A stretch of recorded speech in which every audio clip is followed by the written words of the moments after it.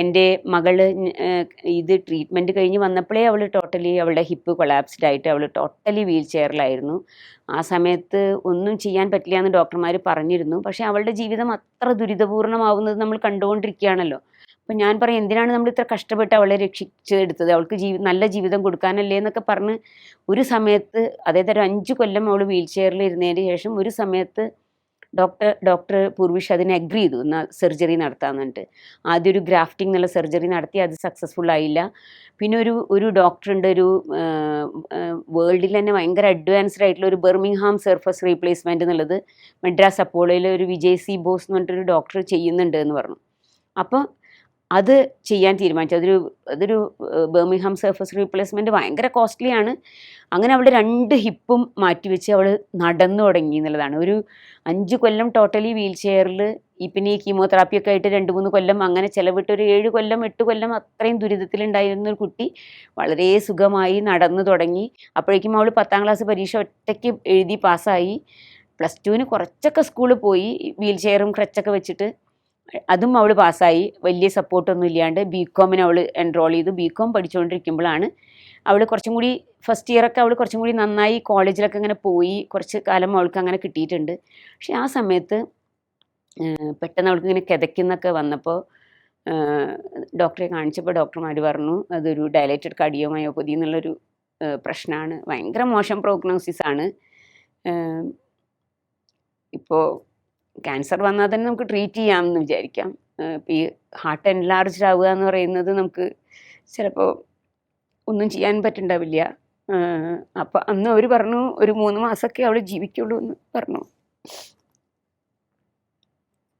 അപ്പം നമ്മൾ എന്തിനാണ് ഒരു കുട്ടിക്ക് ഇത്രയും വിഷമം വരുന്നത് എന്നൊക്കെ നമ്മൾ ഒരുപാട് സങ്കടപ്പെട്ടൊക്കെ ഒരു കാലമായിരുന്നു അത്. അപ്പം അതിന് ഹാർട്ട് ട്രാൻസ്പ്ലാന്റേഷനാണ് പിന്നെ ഒരു പോംവഴി.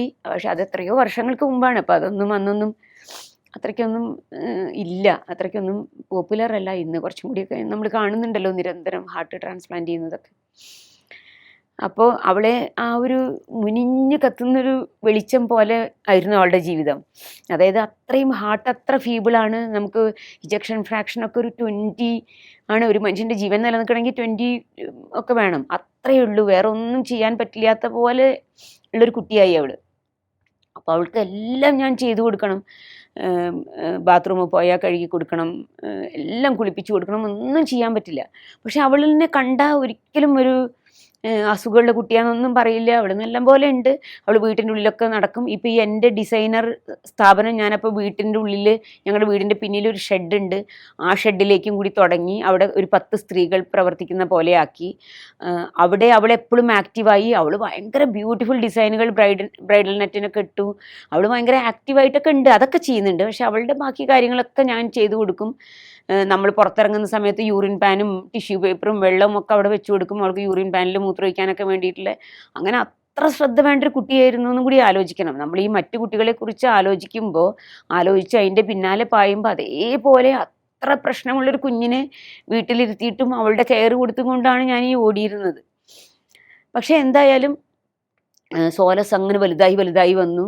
അവൾ പക്ഷേ സിക്കായി വന്നു. അപ്പോൾ എനിക്ക് ചെയ്യാൻ പറ്റുന്ന ഒരു കാര്യം ഉണ്ടായിരുന്നുള്ളൂ, ഡിസൈനർ ഷോപ്പ് നിർത്തുക എന്നുള്ളതാണ്. അത് നിർത്തേണ്ടി വന്നു.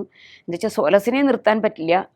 നമ്മളെ പ്രതീക്ഷിച്ചിരിക്കുന്ന ആയിരക്കണക്കിന് കുട്ടികൾ അന്നായി കഴിഞ്ഞു. മോളാണെങ്കിൽ അത്ര പ്രശ്നത്തിലായിക്കൊണ്ടിരിക്കുകയാണ്. മോസ്റ്റ് ഓഫ് ദ ടൈം ICUയിലും പ്രശ്നങ്ങളാണ്, ആശുപത്രിയിലുമാണ്.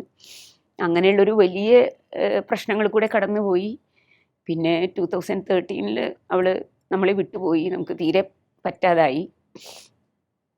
പക്ഷേ എനിക്ക് സമാധാനമുള്ളൊരു കാര്യം എന്ന് പറഞ്ഞാൽ അവൾ ഒരിക്കലും മരിച്ചു പോകുമെന്ന് പേടിച്ചിരുന്നൊരു കുട്ടിയല്ല. എന്താ വെച്ചാൽ അവൾക്ക് ഒരിക്കലും അറിഞ്ഞിട്ടില്ല അവൾക്ക് അത്ര ലൈഫിന് അത്ര ക്രിട്ടിക്കലാണെന്നുള്ളത്.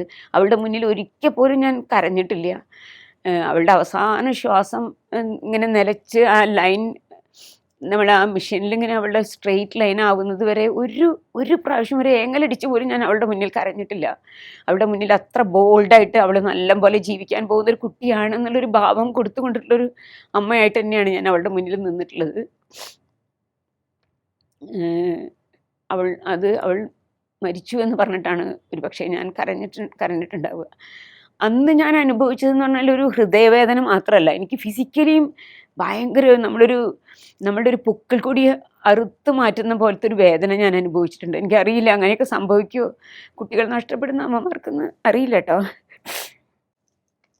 എനിവേ ഒന്ന് നമ്മൾ അത്രയും തകർന്ന് ഞാൻ ആ കിടക്കുന്ന കട്ടിലിൽ അങ്ങനെ കിടന്ന് ചെതല് പിടിച്ച് പോവട്ടെ എന്നൊക്കെ ഞാൻ വിചാരിച്ചിട്ടുണ്ട്. പക്ഷെ അപ്പോൾ എൻ്റെ മോൻ വന്ന് ചോദിക്കും, അപ്പോൾ ഉമ്മാക്ക് എന്നെ വേണ്ട അല്ലേ എന്ന് ചോദിക്കുന്നൊരു ചോദ്യം എൻ്റെ ചെവിയിൽ അത്രയും ഇങ്ങനെ മുഴങ്ങി മുഴങ്ങി വന്നിരുന്നു.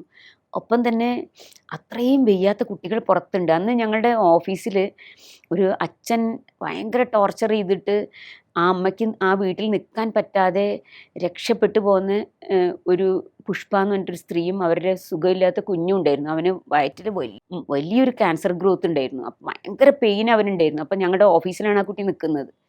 അപ്പോൾ അവനെയൊക്കെ പറ്റിയിട്ടുള്ള ഓർമ്മ എനിക്കിങ്ങനെ വരും.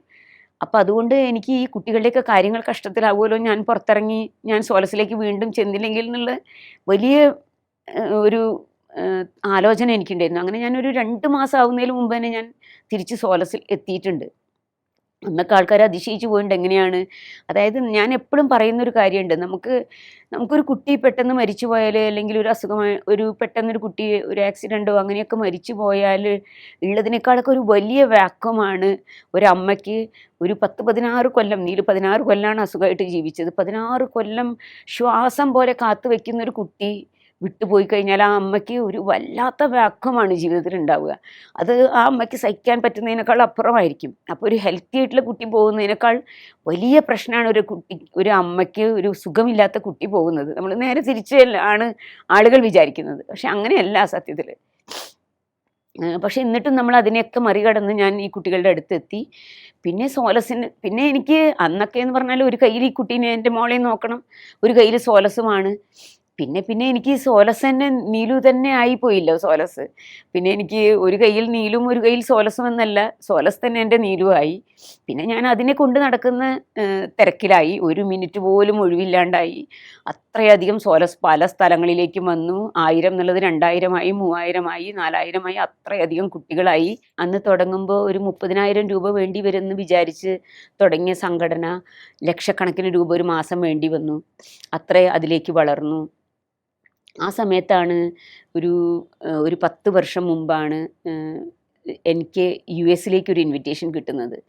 അവിടെ സോലസിന് ഒരു 7 ലക്ഷം രൂപ ഡൊണേഷൻ മേടിക്കാൻ വേണ്ടിയിട്ടാണ് അവരെന്നെ ഇൻവൈറ്റ് ചെയ്തത്. ആ പ്രോഗ്രാമിലേക്ക് അവർ ചീഫ് ഗസ്റ്റായിട്ട് K. ജയകുമാർ സാറിനെയാണ് ഇൻവൈറ്റ് ചെയ്തിട്ടുണ്ടായിരുന്നത്. അപ്പോൾ സാറാണ് അമേരിക്കയിൽ സോലസിനെ പറ്റി ആദ്യം സംസാരിക്കുന്നത്. സാറിൻ്റെ ഒരു അരമണിക്കൂറത്തെ പ്രസംഗം കഴിഞ്ഞിട്ട് ഒരു 5-10 മിനിറ്റാണ് എൻ്റെ പ്രസംഗം ഉള്ളത്. ആ സമയം കൊണ്ട് എനിക്ക് പറ്റും പോലെ ഞാൻ സോലസിനെ പറ്റി പറഞ്ഞു. അത് 1000 ആളുകളോളം അന്ന് ക്രൗഡ് ഉണ്ടായിരുന്നു. അവർക്കൊക്കെ ഭയങ്കര അപ്രീസിയേഷനായി. അത് കഴിഞ്ഞ് എന്നെ സാൻ ഫ്രാൻസിസ്കോയിലേക്ക് ഒരു മീറ്റിങ്ങിന് അവർ ഇൻവൈറ്റ് ചെയ്തു. ഞാൻ അവിടെ പോയി ഒരു 200 ആളുകളോട് ഞാൻ സോലസിനെ പറ്റിയിട്ട് പറഞ്ഞു. അന്ന് അവർ കുറേ ചോദ്യങ്ങൾ തിരിച്ചു ചോദിച്ചു. പക്ഷേ ആ ചോദ്യങ്ങൾക്കൊക്കെ എനിക്ക് ഉത്തരം ഉണ്ടായിരുന്നു. അപ്പോൾ അതുകൊണ്ട് അവർ ഭയങ്കര ഇമ്പ്രസ്ഡായി. അവർ പറഞ്ഞു, ഞങ്ങൾക്ക് സോലസ് ഇവിടെ തുടങ്ങണമെന്നുണ്ട് എന്ന് പറഞ്ഞു. അന്ന് സോലസ് ചാരിറ്റീസ്ന്ന് അവിടെ സോലസ് തുടങ്ങാൻ അവർ തീരുമാനിച്ചു.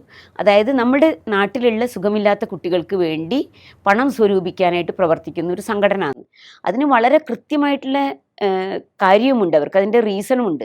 അതായത് അവിടെ നടക്കുന്ന സംഘടനകൾക്കൊക്കെ ഇപ്പോൾ റെഡ് ക്രോസ് ഒക്കെ പോലെയുള്ള സംഘടനകൾക്ക് അവർ ഡൊണേറ്റ് ചെയ്യുമ്പോൾ അതിൻ്റെ 60-70% അഡ്മിനിസ്ട്രേറ്റീവ് കോസ്റ്റാണ് പോവുക. ബാക്കിയുള്ള പൈസ മാത്രമാണ് ഈ ബെനിഫിഷ്യറീസിന് പോണത്. നേരെ മറിച്ച് സോലസിന് അന്നും ഇന്നും, അന്നൊക്കെ എന്ന് പറഞ്ഞാൽ 10% താഴെയാണ് അഡ്മിനിസ്ട്രേറ്റീവ് കോസ്റ്റ് ഉണ്ടായിരുന്നത്. ഇന്ന് അത് 15% താഴെയാണ്. ഇപ്പോൾ നമുക്ക് 10 സെൻറ്ററുകൾ ഉള്ളതുകൊണ്ടും 10 സെൻറ്ററുകളിൽ ഓഫീസ് വാടകയ്ക്ക് എടുത്ത വീടുകളായതുകൊണ്ടും മാത്രമാണ്. അല്ലെങ്കിൽ മുഴുവൻ വളണ്ടിയേഴ്സാണ് ഇത് ചെയ്യുന്നതില്ല. അപ്പോൾ നമ്മുടെ അഡ്മിനിസ്ട്രേറ്റീവ് കോസ്റ്റ് വളരെ കുറവാണ്. അത്രയും രൂപ മുഴുവൻ ഈ കുട്ടികളിലേക്ക് എത്തും എന്നുള്ളത് കൊണ്ട് അവർ ഭയങ്കര ഇൻട്രസ്റ്റഡായി. അവരവിടെ സോലസ് തുടങ്ങി. അങ്ങനെ US ഇപ്പോൾ 6 സ്റ്റേറ്റിൽ വളരെ ഭംഗിയായിട്ട് സോലസ് നടക്കുന്നുണ്ട്. അവരുടെ ആനുവൽ ഫണ്ട് റേസിങ് നടക്കുന്നുണ്ട്. പിന്നെ UK തുടങ്ങി. UK ഇപ്പോൾ അതിൻ്റെ രജിസ്ട്രേഷൻ പ്രോസസ്സൊക്കെ കഴിഞ്ഞു. അവരിപ്പോൾ ഫസ്റ്റ് ഒരു പ്രോഗ്രാം ഇപ്പോൾ ഈ ഒരാഴ്ച മുമ്പ് നടത്തി. അങ്ങനെ സോലസ് ലോകത്തിലേക്ക് പല സ്ഥലത്തേക്കും അങ്ങനെ പടർന്ന് പോയി. അതേപോലെ കാനഡയിലും ഒരു ചെറിയ ഗ്രൂപ്പ് ഓഫ് ആൾക്കാർ സോലസിനെ സപ്പോർട്ട് ചെയ്യാനുണ്ടായി. ഇവിടെ കേരളത്തിലാണെങ്കിൽ തൃശ്ശൂർ തുടങ്ങിയത് 9 ജില്ലകളിൽ 10 സെൻറ്ററുകളായി. 7000-ഓളം കുട്ടികളെ നമ്മൾ സപ്പോർട്ട് ചെയ്ത് കഴിഞ്ഞു. അതിൽ കുറച്ച് കുട്ടികൾ മരിച്ചുപോയി, കുറച്ച് കുട്ടികൾ ഏജ് ഓവറായി. 19 വർഷം ഇപ്പം തന്നെ സോലസ് തുടങ്ങിയിട്ടായല്ലോ. അപ്പോൾ അന്നൊക്കെ രജിസ്റ്റർ ചെയ്ത കുറേ കുട്ടികളൊക്കെ ഏജ് ഓവറായി മാറ്റിവെച്ച ഫയലുകളുണ്ട്. അങ്ങനെ മാത്രമാണ് സോലസ് നിന്ന് ഫയൽ മാറ്റി വെക്കുന്നുള്ളൂ. ബാക്കി 5600-നേക്കാൾ മുകളിലുള്ള കുട്ടികളെ എല്ലാ മാസവും സോലസ് സപ്പോർട്ട് ചെയ്യുന്നുണ്ട്. അതായത് അന്നത്തേതിൽ നിന്ന് ഇന്നിപ്പോൾ മാസം 50 ലക്ഷം രൂപ എല്ലാ മാസവും ആവശ്യമുള്ളതിലേക്ക് സോലസ് വലുതായി എന്നുള്ളതാണ്. കഴിഞ്ഞ വർഷങ്ങളിലൊക്കെ 6 കോടി രൂപയുടെ സഹായം ഈ കുഞ്ഞുങ്ങൾക്കും കുടുംബത്തിനും വേണ്ടി സോലസ് കൊടുത്തിട്ടുണ്ട്. അതിൽ ഒരു 3 കോടി രൂപ അമേരിക്കയിൽ നിന്നും വന്നതാണ്. അതേപോലെ 3 കോടി രൂപ നാട്ടിലുള്ള മനുഷ്യർ തന്നതാണ്. ഇനി എനിക്ക് സോലസിനെ പറ്റി പറയുകയാണെങ്കിൽ ഏറ്റവും പ്രധാനമായിട്ട് പറയാനുള്ളൊരു കാര്യം എന്ന് പറഞ്ഞാൽ, സോലസ് ഉണ്ടാക്കുന്ന കാലം തൊട്ട് തന്നെ വളരെ കൃത്യമായിട്ടുള്ള ട്രസ്റ്റ് മെമ്പർമാരുണ്ട്. 10 അംഗങ്ങളുള്ള ട്രസ്റ്റ് ഉണ്ട്. 11 അംഗങ്ങളുണ്ടായിരുന്നു, ഇപ്പോൾ 10 അംഗങ്ങളുള്ള ട്രസ്റ്റ് ഉണ്ട്. വളരെ മനോഹരമായിട്ടുള്ള ഒരു അഡ്വൈസറി ബോർഡ് ഉണ്ട്. സാനുമാഷായിരുന്നു അതിൻ്റെ ഏറ്റവും പ്രധാനപ്പെട്ട ആൾ. സാനുമാഷ് ഇപ്പം നമ്മളെ വിട്ടുപോയി. അതിൽ സോലസിനൊരു അനാഥത്വം ഉണ്ട്. സത്യം പറഞ്ഞാൽ ഞാനിപ്പോൾ അനുഭവിച്ചുകൊണ്ടിരിക്കുന്നുണ്ട് അത്. സാനുമാഷിൻ്റെ വിയോഗം എനിക്ക് ഉണ്ടാക്കിയിട്ടുള്ളത് ഒരു വലിയ സങ്കടം തന്നെയാണ്. കെ ജയകുമാറുണ്ട്. അങ്ങനെ വളരെ പ്രഗത്ഭരായിട്ടുള്ള, കേരളത്തിലെ പ്രഗത്ഭരായിട്ടുള്ള ജസ്റ്റിസ് സിരിജകനുണ്ട്, സി രാധാകൃഷ്ണനുണ്ട്. അങ്ങനെ വളരെ പ്രഗത്ഭരായിട്ടുള്ള ആളുകൾ ആ അഡ്വൈസറി ബോർഡിലുണ്ട്. പിന്നെ ഈ ട്രസ്റ്റ് മെമ്പർമാർ കൂടാതെ അതത് ജില്ലകളിൽ ഒരു കൺവീനറും 3 ജോയിൻറ്റ് കൺവീനർമാരുമുണ്ട്. പിന്നെ എല്ലാ സെൻറ്ററുകളിലും യൂത്തിൻ്റെ ആക്ടിവിറ്റി ഉണ്ട്. ഇപ്പം നമ്മൾ ഈ കുട്ടികളുടെ പാരൻസിൻ്റെ പ്രശ്നങ്ങളും കുട്ടികളുടെ പ്രശ്നങ്ങളൊക്കെ ഹാൻഡിൽ ചെയ്യുമ്പോൾ ഈ കുട്ടികൾക്ക് സന്തോഷമുള്ള നിമിഷങ്ങൾ കൊടുക്കാനൊന്നും നമ്മളെക്കൊണ്ട് പറ്റാറില്ല. അഡൾട്ടായിട്ടുള്ള വളണ്ടിയേഴ്സിനെ കൊണ്ട് പറ്റാറില്ല. അപ്പോൾ അത് ചെയ്യാൻ വേണ്ടിയിട്ട് തയ്യാറായി വരുന്ന ഒരുപാട് യൂത്ത് കുട്ടികൾ സോലസിലുണ്ട്. ആ കുട്ടികൾ ഈ കുട്ടികൾക്ക് വേണ്ടിയിട്ടുള്ള യാത്രകൾ ഒരുക്കുന്നുണ്ട്. കുട്ടികളെ സ്നേഹയാത്ര എന്ന് പറഞ്ഞിട്ട് കൊണ്ടുപോകുന്നുണ്ട്. ബർത്ത്ഡേ എക്സ്പ്രസ് എന്ന് പറഞ്ഞിട്ട് അവരുടെ ബർത്ത്ഡേ സെലിബ്രേറ്റ് ചെയ്യുന്നുണ്ട്. ബ്രിങ് എ സ്മൈൽ എന്ന് പറഞ്ഞിട്ട് സമ്മാനങ്ങൾ വാങ്ങി കുട്ടികൾക്ക് അയക്കുന്നുണ്ട്. കുട്ടികളുടെ സ്നേഹ സംഗമങ്ങൾ സംഘടിപ്പിക്കുന്നുണ്ട്. കുട്ടികൾ പരീക്ഷ ജയിച്ചാലും തോറ്റാലും അറ്റൻഡ് ചെയ്താൽ അവർക്കുള്ള ആദരവ് മൊമെൻറ്റോ ഒക്കെ കൊടുക്കുന്നുണ്ട്. അങ്ങനെ ഒരുപാട് കാര്യങ്ങൾ ഈ കുട്ടികൾ ചെയ്യുന്നുണ്ട്. അത് ഈ കുട്ടികൾ അതിനുള്ള പൈസ അവർ തന്നെ ഉണ്ടാക്കിയിട്ട് ചെയ്യുന്നുണ്ട്. അതായത് ഓരോ ജില്ലയിലും സ്ക്രാപ്പ് ചാലഞ്ച് എന്നൊക്കെ പറഞ്ഞിട്ട് സ്ക്രാപ്പ് കളക്ട് ചെയ്തിട്ട് അവർ പൈസ ഉണ്ടാക്കിയിട്ട് കുട്ടികൾക്ക് വേണ്ടിയിട്ടുള്ള കാര്യങ്ങൾ ചെയ്യുന്നുണ്ട്. ഇവർ വാട്സപ്പിലുള്ള മെസ്സേജുകൾ അയച്ചുകൊണ്ട് ഈ കുട്ടികൾക്ക് വേണ്ടിയിട്ടുള്ള കാര്യങ്ങൾക്ക് പൈസ കളക്ട് ചെയ്യുന്നുണ്ട്. അപ്പോൾ നമ്മൾ ഈ പുതുതലമുറേനെ നമ്മൾ വാട്സപ്പും ഇതൊക്കെ ദുരുപയോഗം ചെയ്യുന്നു, സോഷ്യൽ മീഡിയ എന്നൊക്കെ പറയുന്നിടത്ത് എനിക്ക് 10,000 കുട്ടികളെ അങ്ങനെ അല്ലാതെ ഉള്ള കുട്ടികളെ എനിക്കറിയാം. അല്ലാതെ വളരെ നന്നായി ഇതൊക്കെ ഉപയോഗിച്ചുകൊണ്ട് ജീവിതത്തെ കുറച്ചും കൂടി നന്നായി ഡിഫൈൻ ചെയ്യാൻ ശ്രമിക്കുന്ന കുട്ടികൾ സോലസിലുണ്ട്. പിന്നെ സോലസിൻ്റെ ഏറ്റവും ഭംഗിയുള്ള ഭാഗം എന്ന് പറഞ്ഞാൽ ഈ എല്ലാ കുട്ടികളുടെ മാതാപിതാക്കളോടും സംസാരിക്കുന്നത് ഞങ്ങളുടെ വളണ്ടിയേഴ്സാണ്. അവർ നിരുപാധികമായി തിരിച്ചൊന്നും വേണ്ടതില്ല എന്ന് പറഞ്ഞു വരുന്ന വളണ്ടിയേഴ്സാണ്. അവരാണ് ഈ കുട്ടികളുടെ അച്ഛനമ്മമാരോട് എല്ലാ മാസത്തിലൊരിക്കലെങ്കിലും ഇവർ നമ്മുടെ ഓഫീസിൽ വരും. അവരുടെ പ്രശ്നങ്ങളെ പറയും, കേൾക്കും. ഇത് മുഴുവൻ ചെയ്യുന്നത് അവരെന്തൊക്കെ പ്രശ്നങ്ങളുണ്ടോ ആ പ്രശ്നങ്ങൾ കേൾക്കുന്നതും അവർക്ക് എന്തൊക്കെ വേണ്ടതുണ്ടോ അത് തീരുമാനിക്കുന്നതും നമ്മുടെ വളണ്ടിയേഴ്സാണ്. അല്ലാണ്ട് ഒരു അഡ്വൈസറി ബോർഡ് മെമ്പറോ ഒരു ട്രസ്റ്റ് മെമ്പറോ ഒരാളും അതിൽ ഇടപെടുന്നില്ല. പൂർണ്ണ സ്വാതന്ത്ര്യമുണ്ട്. അതുകൊണ്ട് തന്നെ സോലസിൻ്റെ കണക്ക് ഏറ്റവും ട്രാൻസ്പാരൻ്റാന്ന് പറയും. എന്താ വെച്ചാൽ സോലസിൻ്റെ ട്രസ്റ്റ് 1 രൂപ പോലും ചിലവാക്കുന്നില്ല. അത് മുഴുവൻ ചിലവാക്കുന്നത് ഈ നിരുപാധികമായി വരുന്ന വളണ്ടിയേഴ്സാണ്. അവരാണ് തീരുമാനിക്കുന്നത്. ഈ കുട്ടികൾക്ക് അമ്മമാർക്ക് കൊടുക്കുന്ന പണം അവരാണ് വൗച്ചർ എഴുതി ഒപ്പിടിപ്പിക്കുന്നത്. അതിൽ സൈൻ ചെയ്യുന്നതും ഞാനിത് കൊടുത്തു എന്ന് പറഞ്ഞ് സൈൻ ചെയ്യുന്നതും ഈ വളണ്ടിയറാണ്. ഈ അമ്മ സൈൻ ചെയ്യും, അവരുടെ ബാങ്കിലേക്കാണ് ട്രാൻസ്ഫർ ചെയ്യുക. ഈ വളണ്ടിയറും ഇത് കൊടുത്തു എന്ന് പറഞ്ഞിട്ട് സൈൻ ചെയ്ത് വെക്കും. അത് എന്തുകൊണ്ട് ഞാനിത് കൊടുത്തു, ഇത്ര രൂപ ഞാൻ കൊടുത്തു, ഈ കുട്ടിക്ക് മരുന്നിന് 10,000 രൂപ ഉണ്ട്, അതിൽ 8,000 രൂപ ഞാൻ കൊടുത്തില്ലെങ്കിൽ ഈ കുട്ടിക്ക് ജീവൻ രക്ഷിക്കുന്ന ഈ മരുന്ന് കൊടുക്കാൻ പറ്റില്ല. അതുകൊണ്ട് എന്താ വെച്ചാൽ ഈ കുട്ടിക്ക് അച്ഛൻ കൂടെ ഇല്ല, അമ്മ മാത്രമേ ഉള്ളൂ, അതുകൊണ്ട് ഞാൻ ഈ പൈസ കൊടുക്കാൻ തീരുമാനിക്കുന്നു എന്ന് എഴുതി ഒപ്പുവെക്കുന്നത് വളണ്ടിയറാണ്. ഒപ്പം 3 മാസമായിട്ട് വാടക കൊടുത്തിട്ടില്ല, വീട്ടിൽ നിന്ന് ഇറങ്ങി പോകാൻ പറയുന്നുണ്ട്, ഞാൻ 2 മാസത്തെ വാടക കൊടുക്കുന്നു എന്ന് തീരുമാനിക്കുന്നതും വളണ്ടിയറാണ്. അവരത് ആ ഫയലിൽ എഴുതി ഒപ്പുവെക്കുന്നുണ്ട്. അപ്പോൾ അത്ര ട്രാൻസ്പാരൻ്റ് ആണ് സോലസിൻ്റെ അക്കൗണ്ടിങ് സിസ്റ്റമൊക്കെ. FCR ഉണ്ട് നമുക്ക്. അപ്പോൾ അതുകൊണ്ട് തന്നെ സെൻട്രൽ ഗവൺമെൻറ്റിലേക്ക് നമ്മൾക്ക് കണക്കുകൾ കൊടുക്കേണ്ടതുണ്ട്. അങ്ങനെ വളരെ ഭംഗിയായി പോകുന്നൊരു സംഘടന ഇന്ന് അത്രയും ആളുകളിലേക്ക്. അപ്പം ഞാൻ വിചാരിക്കുന്നത്, ഞാനൊരാൾ ആലോചിച്ച് തുടങ്ങിയൊരു സംഘടനയ്ക്ക് ഒരു സ്നേഹത്തിൻ്റെ വലിയൊരു ലോകം സൃഷ്ടിക്കാൻ പറ്റിയിട്ടുണ്ട് എന്നുള്ളതാണ്. അതായത് ഇത്രയോ മനുഷ്യർ ഇതിലേക്ക് പ്രവർത്തിക്കാൻ വരുന്നു. അത്രയധികം ഈ 6 കോടി രൂപ സോലസിലേക്ക് വരണമെങ്കിൽ എത്ര മനുഷ്യർ, അതൊരു കോടി ഒരു വലിയ ധനവാൻ വന്ന് തരുന്ന പൈസയൊന്നുമല്ല. കുറേ മനുഷ്യർ തരുന്ന ചെറിയ ചെറിയ പൈസകൾ കൊണ്ടുണ്ടാവുന്ന 6 കോടിയാണ്. അപ്പോൾ എത്ര മനുഷ്യർ സോലസിലേക്ക് സ്നേഹം തരുന്നുണ്ട്, എത്ര ആദരവുകൾ സോലസിന് തരുന്നുണ്ട്. ഈ കിട്ടുന്ന അവാർഡുകളൊക്കെ സോലസിനോടുള്ള ആദരവ് തന്നെയാണല്ലോ. അങ്ങനെ എത്രയോ മനുഷ്യർ ചേർന്ന് നിൽക്കും. മതത്തിനും രാഷ്ട്രീയത്തിനും ഒന്നും ഒരു വേർതിരിക്കാൻ പറ്റാത്തൊരു വലിയ സ്നേഹത്തിൻ്റെ ലോകം സൃഷ്ടിക്കാൻ സോലസിന് പറ്റിയിട്ടുണ്ട് എന്നുള്ളതാണ് എനിക്ക് ഏറ്റവും സന്തോഷം തോന്നുന്ന ഒരു കാര്യം. അതുപോലെ തന്നെ അത്രയധികം യുവാക്കളെ ഇതിലേക്ക് ആകർഷിക്കാൻ പറ്റിയിട്ടുണ്ട്. അവർക്കൊരു നല്ല ജീവിതത്തെ ഡിഫൈൻ ചെയ്യാൻ വേണ്ടിയിട്ടുള്ളൊരു സ്ഥലം, ഒട്ടും തൊട്ടശുദ്ധമാക്കാത്ത ഒരു പ്യുവറായിട്ടുള്ളൊരു സ്ഥലം കൊടുക്കാൻ പറ്റിയിട്ടുണ്ട്. പിന്നെ ഞാൻ തുടക്കത്തിൽ പറഞ്ഞ ഷീബ അമീറിൽ നിന്നും തീർച്ചയായിട്ടും എനിക്ക് മാറ്റങ്ങൾ ഉണ്ടായിട്ടുണ്ട്. അന്നത്തെ ഷീബ അമീറിൻ്റെ ഒരു അംശമൊക്കെ ഉണ്ടെങ്കിലും ഇപ്പോഴും എൻ്റെ ഫേസ്ബുക്കോ എൻ്റെ ഇൻസ്റ്റാഗ്രാമോ ഒക്കെ കാണുന്ന ആൾക്കാർക്ക് കാണാം, പൂക്കൾ കണ്ടാൽ മതിമറന്ന് നിൽക്കുന്ന എന്നെയും, അതേപോലെ തന്നെ മഞ്ഞ് കണ്ടാൽ അതിൻ്റെ ഉള്ളിൽ കുത്തിമറിഞ്ഞ് റീൽസ് ഇടുന്ന എന്നെയൊക്കെ കാണാൻ പറ്റും. അപ്പോൾ ബേസിക്കായിട്ടുള്ള സ്വഭാവം നിൽക്കുന്നുണ്ടെങ്കിലും കുറേ കൂടി എങ്ങനെ നമ്മളുടെ ജീവിതത്തിൽ ഇതിനൊക്കെ ഒരു പ്രണയഭാവം തന്നെയാണ് പറയേണ്ടത്. നമ്മുടെ ജീവിതത്തിലെ പ്രണയഭാവം എങ്ങനെ മറ്റുള്ളവരിലേക്ക് സ്നേഹമായിട്ട് കൊടുക്കാം എന്നുള്ളതിനെ ചെയ്യാൻ പറ്റിയ ഒരാളിലേക്ക് ഞാൻ വളർന്നിട്ടുണ്ട് എന്ന് തന്നെയാണ് എനിക്ക് തോന്നുന്നത്.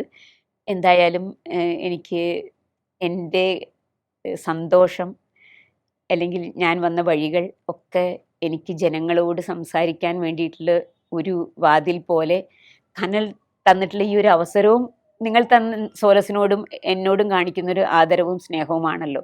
അപ്പോൾ അതിനോട് ഒരുപാട് നന്ദിയുണ്ട് എനിക്ക്. അപ്പോൾ കനലിനോട് ഞാൻ എൻ്റെ ആ നന്ദി പറഞ്ഞുകൊണ്ട് ഞാൻ എൻ്റെ വാക്കുകൾ നിർത്തട്ടെ.